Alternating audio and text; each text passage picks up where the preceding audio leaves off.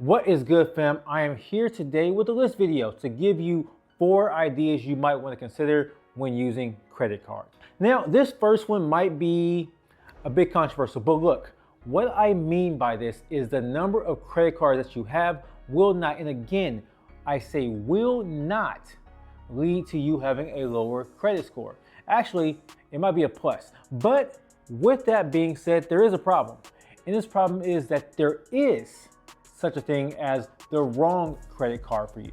So when you go through the countless library of YouTube credit card content, you might see things like the Amex Plaid or the Gold or whatever the card of the month is for the month. But the reality of the situation is that not every card is one that fits your lifestyle, like Standard Credit Frog and Sledge so eloquently laid out. So when you're trying to decide what is truly the best card for you in your situation, you really want to take a step back and think about these 3 things. 1, what is your goal for the card? 2, do you have the spend to cover the intro bonus or the multipliers on the card? And 3, if you keep it long term and it has an annual fee, does that make sense for your lifestyle? These are questions I would ask myself, and honestly, I wouldn't ask myself how many cards I have. Rather, I would ask, do I have the right card for my situation?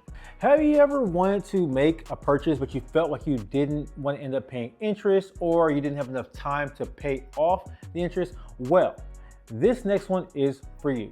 So you might want to understand what I'm saying here.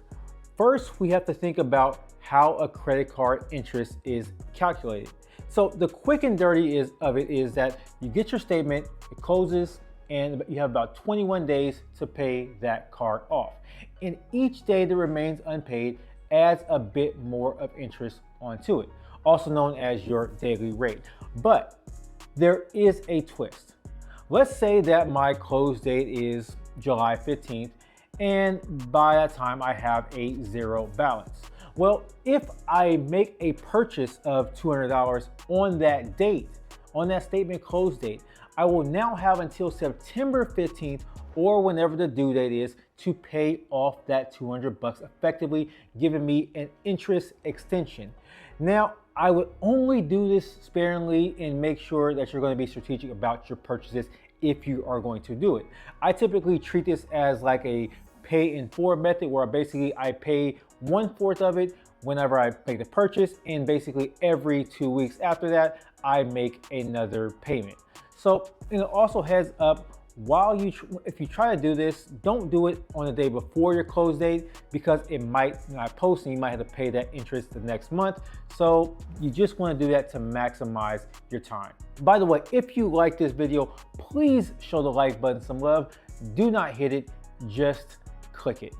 Okay, so if you are new to the world of credit cards, maybe this is your first video you ever clicked on. In that case, hello, welcome to the space.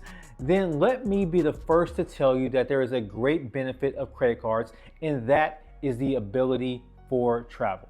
Now, this might be something that you scoff off and you say you don't trust me on that, but the most novice individual can accomplish this feat.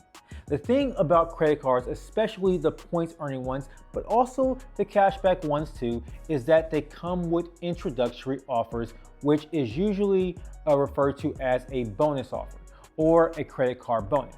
These offers can get you multiple times return on spend. So return on spend is basically means that the intro bonus requires something like $4,000 and you get 80,000 points, which is worth about face value, about 1 cent per point. So you can say those 80,000 points is about $800. So for spending $4,000, you get 20% return on spend. This is usually the highest you can get, but even if you think about your regular spend and the multipliers, you can earn a good amount back. And this is where my first tip comes in, knowing the card that fits your lifestyle. Okay, so for this one, I just want to touch on this part because I feel like it gets no love. And credit cards, and to a certain extent, debit cards, can give you much more value than you might be taking advantage of. What I mean by this is, well, okay, hear me out. When you get a card, you usually, check their website and find that you have 10% off at this place or 20% off at another. And while this might, not seem like much, every little bit adds up. And on top of that, this is where the extra perk that you don't even have to pay for it. This is not something you have to pay for. And the most famous one of this, at least the one that I know, is Amex offers and Bank of America's Bank Amerideals. Terrible name, but we will have to deal with it. But the point is, they're out there and they should be taken advantage of. This is also in addition to the extra perks and coupons that come with the card itself. It doesn't hurt, some people will tell you to use something like Max Rewards, for example, to find these deals. But honestly, I find that going through it yourself and basically doing it manually is a bit more joyous for me. That way I can find the things that I actually want, and it's kind of like a little treasure hunt along the way. Anyways, I hope you enjoyed the reasons and the tips I gave you here. And of course, guys, until next time, peace.